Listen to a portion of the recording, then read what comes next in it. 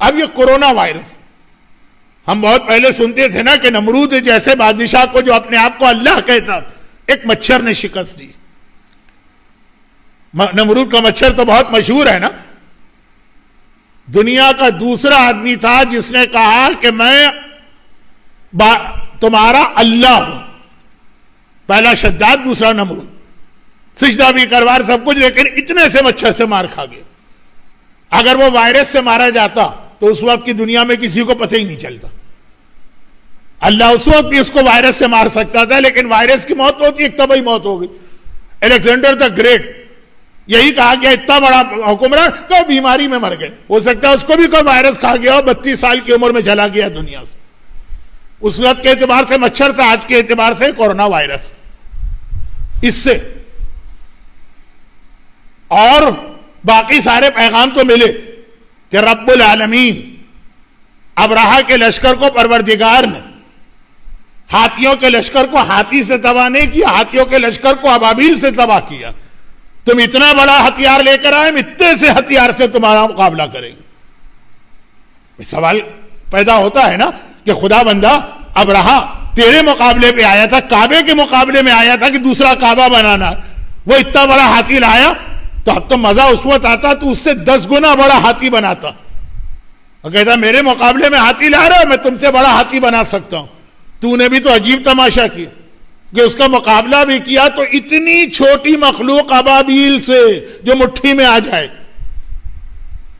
تو خدا کا جواب یہی ہے نا کہ جو میرے مقابلے پہ آتا ہے میں خالی اس کو موت نہیں دیتا ہوں, میں ذلت کی موت دیتا ہوں. اگر وہ اپنے سے بڑے ہاتھی سے مارا جاتا تو عزت کی موت ہوتی, مارا گیا اتنے چھوٹے سے.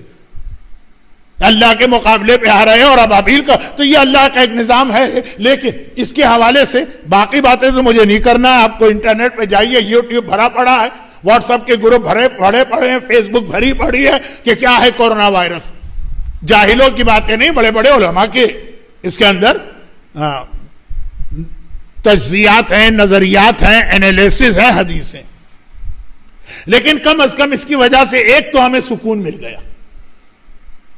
یہ جو کورونا وائرس سے پہلے دماغ خراب کر دیا تھا یوٹیوب نے, پولوشن آج کی دنیا کا سب سے بڑا مسئلہ. لیکن پولوشن خالی اس کا نام نہیں ہے کہ پانی خراب اور ہوا خراب اور یہ سب, یہ جو خیالات, آئیڈیاز, جو دماغ خراب ہوتا, میرا جسم میری مرضی, میرا جسم میری مرضی. اب تو میں ڈھونڈ ڈھونڈ کے تک گیا یوٹیوب پر, کہاں گئے وہ میرا جسم میری مرضی والے. وہ تو نہ ایک کوئی لیبرل انٹی مل رہی ہے, نہ کوئی لیبرل جو ہے بچی مل رہی. دماغ خراب ہو گیا تھا 8 مارچ سے پہلے سے لے کے اس کے 1-2 دن بعد تک. ایسا کورونا وائرس نے سب کے اوپر پانی پھیر دیا. اب اس سے ہمارے لوگوں نے بھی, ہر آدمی نے اپنے انداز سے بات کی. میرا جسم میری مرضی, کسی نے کہا میرا کعبہ میری مرضی, کسی نے کہا کہ میرا گھوڑا میری مرضی. ایک مومن نے مجھ سے وہ بات کہی جو میں بس بالکل آخر میں آ گیا.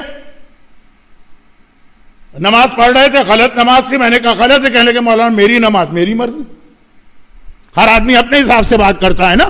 جن کو چٹپٹی باتوں کا مزہ آتا ہے وہ ممبر سے جملہ کہیں گے میرا گھوڑا میری مرضی, اور میں تو اپنی قوم کی اصلاح کرنا چاہتا ہوں, میری نماز میری مرضی.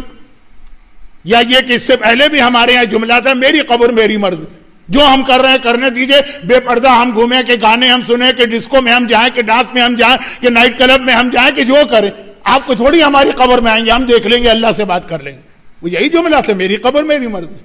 وہ سب کہاں گئے مرضی والے؟ پتہ چلا مرضی اسی خدا کی چلتی ہے کہ اتنا سا وائرس لا کے اس نے سب کا خاتمہ کر دیا.